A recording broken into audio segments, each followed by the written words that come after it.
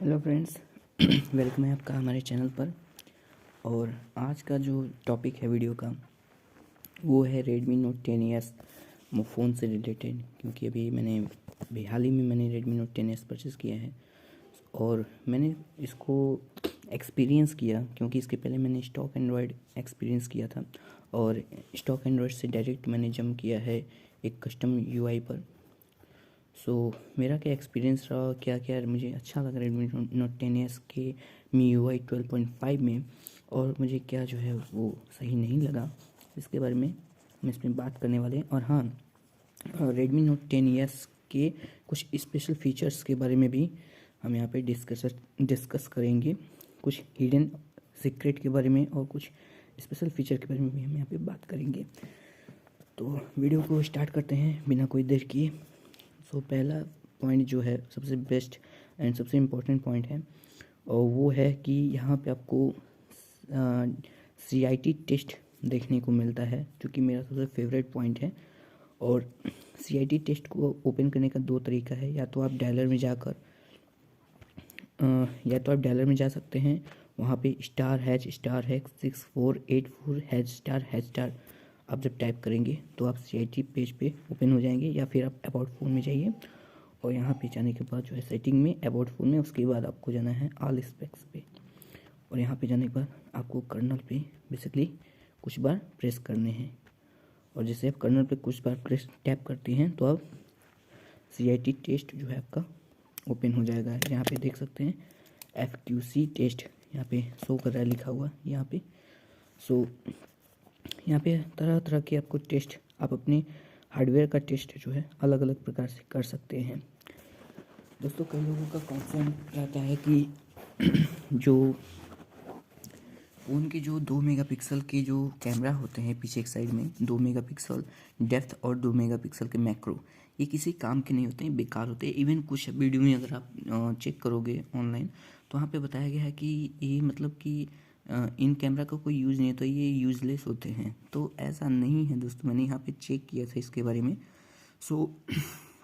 अगर मैंने back camera OX4 और बैक कैमरा OX5, यहाँ पे ये जो कैमरा का डिपार्टमेंट ये दोनों जो है 2-2 मेगापिक्सल के कैमरा के बारे में है एक्चुअली में। तो अगर हम इसको ओपन करते हैं तो देख सकते हैं कुछ इस तरह का इंटरफेस आपको दिखता है बैक कैमरा OX4 के जरिए। और वहीं पे जो है अगर हम बैक कैमरा OX5 में जाते हैं तो कुछ इस प्रकार का इंटरफेस देखने को मिलता है। ये ब्लैक एंड वाइट एक है और एक जो है, तो दोनों में डिफरेंस आपने देख लिया। और ये मास्टर कैमरा है, ये वाइस बैक कैमरा, वाइस मतलब कि जो वाइड एंगल वाला है वो वाला, और ये दोनों जो है दूसरे टाइप के बैक कैमरा है। यहाँ पे ये चीज़ है कि दोनों जो है काम करते हैं। पीछे की बैक कैमरा 2-2 मेगापिक्सल के, हालांकि 2 मेगापिक्सल के हैं तो जाहिर सी बात है कोई क्लैरिटी नहीं होगी, लेकिन ये फेक नहीं है, ये एक्चुअली में वर्क करते हैं। और दूसरी चीज़ मैं यहाँ पे दिखाने वाला था कि यहाँ पे आप सब अपनी सबसे सारी टेस्ट आप जो है देख सकते हैं, सभी प्रकार के टेस्ट यहाँ पे दिए गए हैं। एक चीज़ बहुत इम्पोर्टेंट था कि यहाँ पे मैंने प्रॉक्सिमिटी सेंसर का टेस्ट किया था, और ये जो है ठीक से काम नहीं कर रहा है दोस्तों। पता नहीं क्यों प्रॉक्सिमिटी सेंसर जो है ठीक से काम करना चाहिए, कभी 0 यहाँ पे हो जाता है वैल्यू, और कभी जो है 0 नहीं होती है वैल्यू। तो यहाँ पे प्रॉक्सिमिटी सेंसर में कुछ इशू है, इसलिए जो है कभी कभी जो है कॉल पिक करते समय जब हम किसी से कॉल पे बात कर रहे होते हैं तो अपने आप स्क्रीन जो है वो ऑन ऑफ होती रहती है। ये एक इशू है, और ये मेरे डिवाइस में ही सिर्फ इशू नहीं है, ये Redmi Note 10s के हर डिवाइस में प्रॉक्सिमिटी सेंसर का इशू है। यहाँ पे मुझे लगता है कि Redmi वालों ने कुछ जुगाड़ किया है, प्रॉक्सिमिटी सेंसर की जगह पर कुछ जुगाड़ उन्होंने किया है, इसलिए जो है ये ठीक से वर्क नहीं करता। बाकी मैग्नेटिक सेंसर में भी थोड़ी सी प्रॉब्लम है, हालांकि ये प्रॉब्लम आपको यहाँ टेस्ट से पता नहीं चलेगा। जब आप मैग्नेटिक सेंसर का जो कंपास वाला एप्लीकेशन होता है MIUI में, जो कंपास एप्लीकेशन होता है, उसको जब ओपन करेंगे तो वहाँ पे आपको बहुत ही कैलिब्रेशन अच्छा नहीं देखने को मिलेगा। मतलब कि ये जो नीडल है वो कभी नॉर्थ की ओर मुड़ेगा, कभी साउथ की ओर मुड़ जाएगा, फिर नॉर्थ हो जाएगा, फिर साउथ हो जाएगा, ऐसे प्रॉब्लम देखने को मिल रही थी मुझे, और ये अभी तक फिक्स नहीं हुआ है ये प्रॉब्लम। बाकी सारी लाइट सेंसर की बात करें तो यहाँ पे 2 लाइट सेंसर आपको देखने को मिल रहे हैं, जैसे कि आप देख रहे हो, front light sensor and back light sensor. जो फ्रंट लाइट सेंसर है वो तो जो डिस्प्ले है उसके ऊपर जो स्पीकर है उस स्पीकर के जस्ट बगल में नीचे एक साइड में डिस्प्ले में दिया गया है। और जो बैक लाइट सेंसर है वो एक्चुअली में जो फ्लैश है उसके जस्ट नीचे दिया गया है गोला सा। अगर आप बहुत ही तेज़ रोशनी में अगर आप इसको देखेंगे तो आप ज़रूर नोटिस कर पाएंगे। पीछे चलते हैं, यहाँ पे सॉफ्टवेयर वर्जन दिया गया है। अब सॉफ्टवेयर वर्जन पर जब क्लिक करते हैं तो आप जो है यहाँ पे नीचे आप एक चीज़ देख पाएंगे, कैमरा इंफॉर्मेशन, ये चीज़ आपको दिख रहा होगा। यहाँ से आप एक्चुअली में अपने फ़ोन के जो भी आपके MIUI का जो भी फ़ोन है, आप एक्चुअल में अपने फ़ोन में आप इमेज सेंसर के बारे में पता कर सकते हैं। जैसे यहाँ पे कैमरा इंफॉर्मेशन देखिए, वाइड एंगल कैमरा के बारे में OV64V, ये जो है एक्चुअल में ओमनी विजन के सेंसर का कोड है OV64V। और जो अल्ट्रा वाइड एंगल कैमरा दिया गया है 8 मेगापिक्सल का, उसका IMX355 कोड लिखा है। यानी कि अल्ट्रा वाइड जो है वो सोनी का सेंसर है, और जो वाइड कैमरा दिया गया है पीछे का जो 64 मेगापिक्सल का कैमरा है वो एक्चुअल में ओमनी विजन का सेंसर यूज किया गया। और यही नहीं, जो फ्रंट कैमरा है वो भी ओमनी विजन का ही यूज किया गया है। सो यहाँ से आप अपने जो है कैमरा के बारे में जो है डिटेल सेंसर के बारे में देख सकते हैं। उसके बाद अगर आप यहाँ पे ऊपर के साइड में अगर 3 डॉट पे यहाँ पे क्लिक करते हैं मोर ऑप्शन में, सो यहाँ पे क्लिक करने पर आप test report limited battery charger का ऑप्शन देख सकते हैं। हालांकि ये मुझे समझ नहीं है ये क्या है, पर और उसके बाद आपको कैमरा सेंसर कैलिब्रेशन, ये इम्पॉर्टेंट ऑप्शन है, बट इसका भी यूज अभी तक कंफर्म नहीं हो पाया, क्योंकि मैंने कई बार इसको कैलिब्रेट करने की कोशिश की, पर ये कैलिब्रेशन ठीक से हुआ नहीं। सो ओवरऑल इसको कट कर देते हैं। और ये तो हो गया CIT टेस्ट के बारे में हमने आपको बताया। यहाँ पे आप जो है नेटवर्क टेस्ट भी ओपन कर सकते हो। आपका जो अवेलेबल स्टोरेज वाला जो ऑप्शन है टैब है, इसको अगर कुछ बार ऐसे टैप करते हो तो आपका नेटवर्क टेस्टिंग भी ओपन हो जाता है यहाँ। और हाँ, ये फ़ोन जो है Redmi Note 10S, ये जो है डुअल वोल्टेज सपोर्ट करता है, बोथ एयरटेल सिम के साथ एंड जियो की सिम के साथ, दोनों के साथ। और ये जो है कैरियर एग्रीगेशन को भी सपोर्ट करता है इस फ़ोन में। एयरटेल का कैरियर एग्रीगेशन मैंने इसमें कहीं कहीं नोटिस किया है। हालांकि ये फुल टाइम कैरियर एग्रीगेशन नहीं है, मतलब हमेशा कैरियर एग्रीगेशन सपोर्ट नहीं करता है, बस कभी कभी सिग्नल के जरिए जो है, मतलब जैसा सिग्नल हो उसी प्रकार से कैरियर एग्रीगेशन कभी कभी देखने को मिलता है। सो ये हो गया जो है 2 टॉपिक हमने कवर कर लिए हैं। और तीसरी टॉपिक इम्पॉर्टेंट है, वो है एंड्रॉयड वर्जन से रिलेटेड। जो अगर आप एंड्रॉयड वर्जन जो लिखा था वहाँ पे अगर आप कई बार टैप करते हो तो इस तरह का इंटरफेस ओपन होता है। और यहाँ जो है ये बेसिकली क्या है, ये जो है एक ईस्टर एग गेम होता है उसका इंटरफेस है, बट यहाँ पे सैडली ईस्टर एग गेम नहीं दिया गया है। जो एंड्रॉयड 11 का जो ईस्टर एग गेम है वो यहाँ पे प्रोवाइड नहीं किया गया है। मैंने बहुत ढूंढने की कोशिश की, मुझे कहीं भी नहीं मिला। तो ये तीसरा टॉपिक कवर हो चुका है। और चौथे टॉपिक की ओर बढ़ते हैं, तो है मोबाइल नेटवर्क डायग्नोसिस का ऑप्शन दिया गया है। अगर आप जो है मोबाइल नेटवर्क में जाते हैं, सिम मोबाइल नेटवर्क में, तो यहाँ पे एडवांस सेटिंग में जाकर मोबाइल नेटवर्क डायग्नोस्टिक्स में आप नेटवर्क डायग्नोस्टिक्स कर सकते हैं। ठीक है, तो यहाँ पे नेटवर्क टेस्ट करने का एक अच्छा तरीका दिया है। उसके बाद हम अगले टॉपिक बढ़ते हैं। 5वां टॉपिक है कास्टिंग सर्विस से रिलेटेड टॉपिक है। सो कनेक्शन एंड शेयरिंग में जो है आपको कास्ट में जो है ये डिमोस का ऑप्शन मिलता है। ये बहुत ही मज़ेदार चीज़ है। सो बेसिकली जो है यहाँ पे बहुत सारी चीज़ें दी गई हैं। टर्न ऑन गेम मोड में आप जो है कास्ट कर सकते हैं। और ये कास्टिंग बहुत ही, इसकी एडवांस कास्टिंग दी गई है। हालांकि मेरा टैबलेट या मेरा PC या मेरा TV कास्टिंग सपोर्ट नहीं करता, इसलिए मैं इसको यूज़ नहीं कर सकता हूँ। और यहाँ पे नेटवर्क रीसेट का जो ऑप्शन है वो एक्चुअल में इसके कनेक्शन एंड शेयरिंग वाले टैब में, इस वाले टैब में नेटवर्क रीसेट का ऑप्शन मिलता है। बेसिकली जो है वो आपको यहाँ पे देखने को मिलेगा। और यहाँ पे आप देख सकते हैं network reset, mobile network reset, यहाँ पे आपको रीसेट का ऑप्शन देखने को मिलता है। सो अगले पॉइंट की ओर बढ़ते हैं। तो यहाँ पे always on display and screen lock आपको दिया गया है। और आप यहाँ पे नोटिफिकेशन का जो है पैटर्न भी सिलेक्ट कर सकते हैं। और यहाँ पे ऑलवेज ऑन डिस्प्ले भी दिया गया है। उसके बाद रेस टू वेकअप, ये ऑप्शन और डबल टैप टू वेकअप, ये ऑप्शन बहुत इंपॉर्टेंट होते हैं, जनरल यूज में बहुत काम आते हैं। और ये ऑप्शन आपको स्टॉक एंड्रॉइड में देखने को नहीं मिलते हैं, बट यहाँ पे MIUI में ये ऑप्शन देखने को मिलते हैं।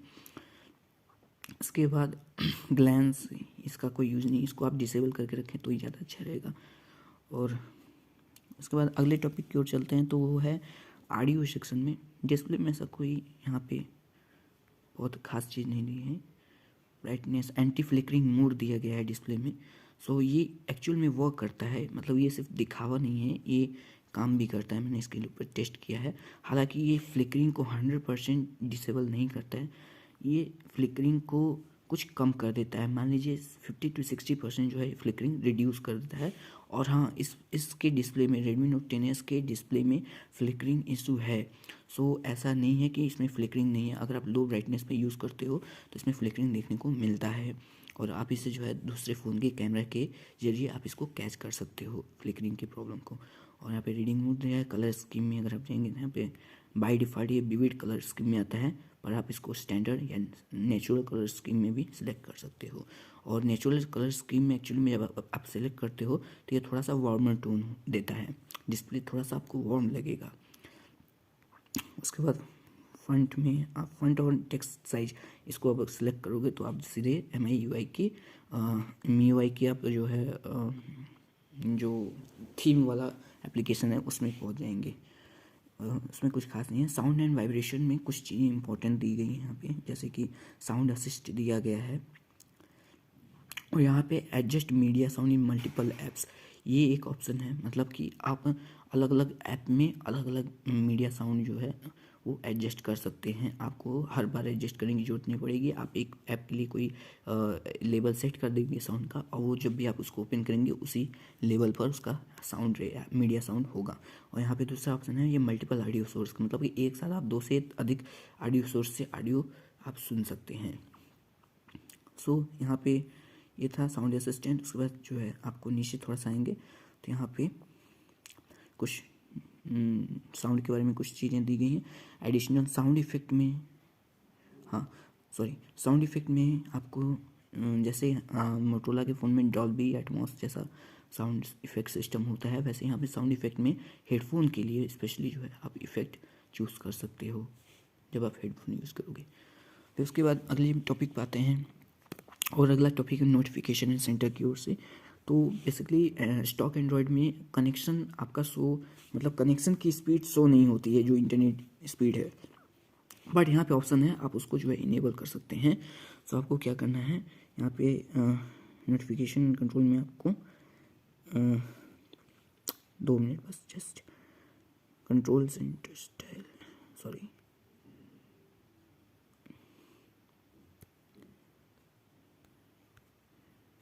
हाँ। सो यहाँ पे शो कनेक्शन स्पीड, ये ऑप्शन इनेबल करने पर जो है कनेक्शन शो करता है स्पीड। जैसे यहाँ पे इनेबल करने पर देखिए यहाँ पे ऊपर स्पीड शो करने लगता है स्टेटस बार पर। और यहाँ पे हाइड नॉच का भी ऑप्शन है, जैसा कि आप देख सकते हैं मैंने भी नॉच को हाइड किया हुआ है। तो ये हाइड करने पे बहुत अच्छा फील देता है, आप इसको हाइड भी कर सकते हैं। उसके बाद ऐप्स में चलते हैं, तो यहाँ पे डुअल ऐप का सपोर्ट मिलता है। आप यहाँ पे 2 ऐप्स जो है एक साथ, डुअल ऐप का यहाँ पे सपोर्ट मिलता है। 2 ऐप, किसी का भी 2 ऐप या क्लोन ऐप कर सकते हैं। उसके बाद ऐप लॉक का भी फीचर मिलता है, आप ऐप को लॉक भी कर सकते हैं अपने हिसाब से।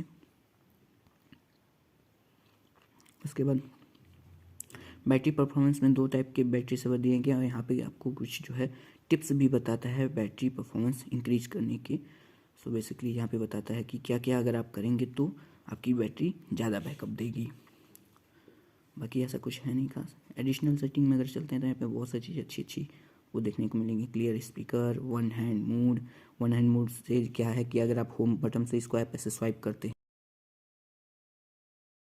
इस तरह से कुछ इंटरफेस हो जाता है। फिर आप इसको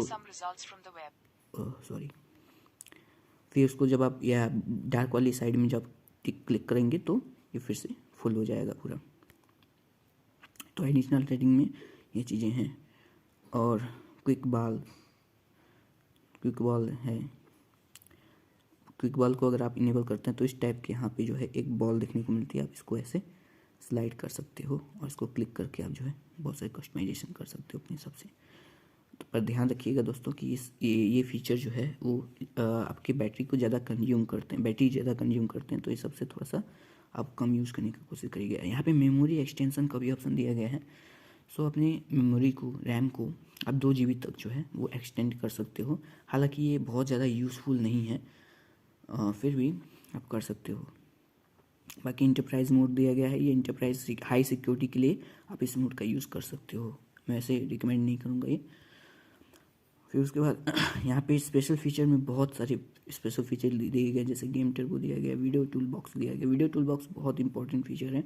जब भी आप यहाँ पे वीडियो टूल बॉक्स के लिए आप जो है ऐप सेलेक्ट कर लेते हो, तो उस ऐप को जब भी आप ओपन करोगे तो आपको एक डॉट सा दिखेगा, आप वहाँ से जो है वीडियो टूल बॉक्स को जो है यूज़ कर पाओगे।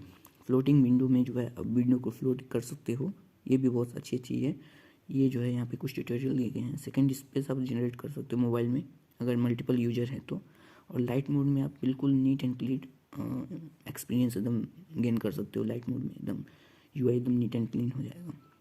तो ये कुछ स्पेशल और ख़ास फीचर थे। और एक फीचर के बारे में मैं अभी आपको बताने वाला हूँ।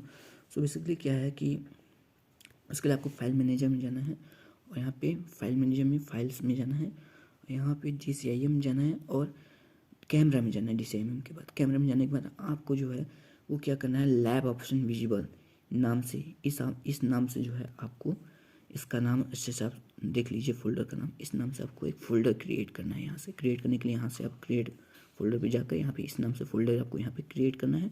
और जैसे ही आप फोल्डर क्रिएट करेंगे, सो फोल्डर क्रिएट करने के बाद जब कैमरा में आप जाएंगे, और यहाँ पे आप सेटिंग में जब जाएंगे, तो सेटिंग में जाने के बाद आपको जो है यहाँ पे बहुत सारी नीचे जो है एक्सपेरिमेंटल फीचर के नाम से बहुत सारे यहाँ पे फीचर्स देखने को मिलेंगे, सेटिंग देखने को मिलेंगी, जिसमें इंटरनल मैजिक टूल है, इसका यूज़ आप कर सकते हो। इंटरनल मैजिक टूल का यूज़ तब किया जाता है जबकि प्रोसेसिंग को बंद करना हो, यानी कि इसको अगर आप ऑफ कर देते हो तो जो इमेज प्रोसेसिंग है वो बहुत हद तक रुक जाएगी, कम हो जाएगी।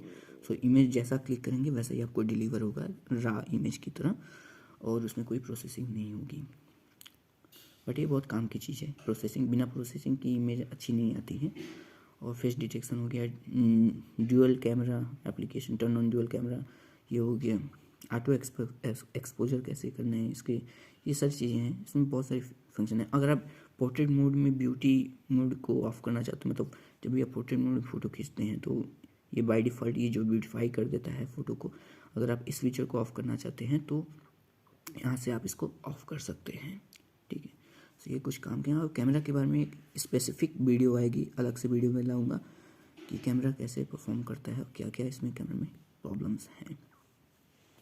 सो फिलहाल तो जो है जो भी चीज़ें थी मैंने आपको इसमें बता दी। कुछ छुपी हुई चीज़ें थी और कुछ जो है ऐसी चीज़ें थी जो कि किसी को पता नहीं थी। जैसे कि मैंने एक बहुत ही इंपॉर्टेंट टिप्स आपको बताया कि किसी भी रेडमी के फ़ोन से आप जो है उसके कैमरा के सेंसर के बारे में पता कर सकते हो CIT मोड के द्वारा, CIT चेकअप के द्वारा।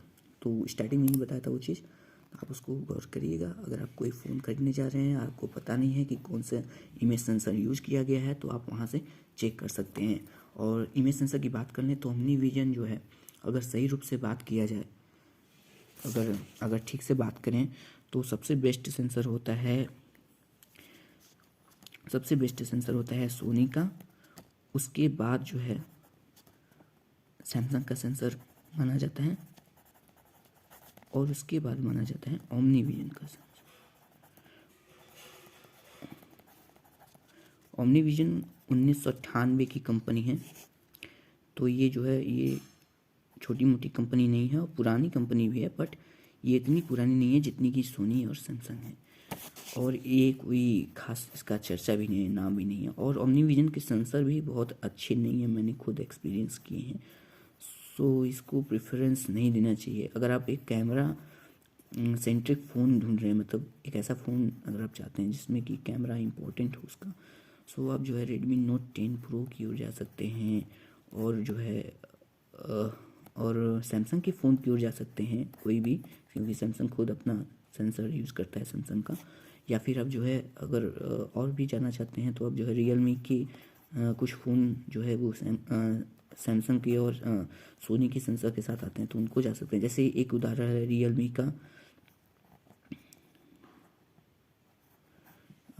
का 7, जो कि जो है सोनी के IMX 682 सेंसर के साथ आता है, 64 मेगापिक्सल के। और ये बहुत ही ज़बरदस्त सेंसर है, मतलब कि ये 64 मेगापिक्सल में सबसे बेस्ट सेंसर आप इसको मान सकते हो। तो Realme 7 को अगर आप एक कैमरा सेंट्रिक फ़ोन लेना चाहते हो तो Realme 7 को कंसीडर कर सकते हो। या फिर सैमसंग के फ़ोन में अगर बात करें तो सैमसंग का M31s को कंसीडर कर सकते हो, इस या M51 को कंसीडर कर सकते हो। इसमें बहुत ही कमाल के कैमरा सेंसर आपको देखने को मिलते हैं। सो बस वीडियो यहीं तक था, बाकी बहुत सारी वीडियोस आने वाली हैं नए साल में, और आप सबको हैप्पी न्यू ईयर मेरी ओर से। और सही बताएं तो हैप्पी न्यू ईयर क्या नया क्या पुराना सब वैसा ही है, बट मेरे चैनल पे अभी बहुत सारी नई वीडियो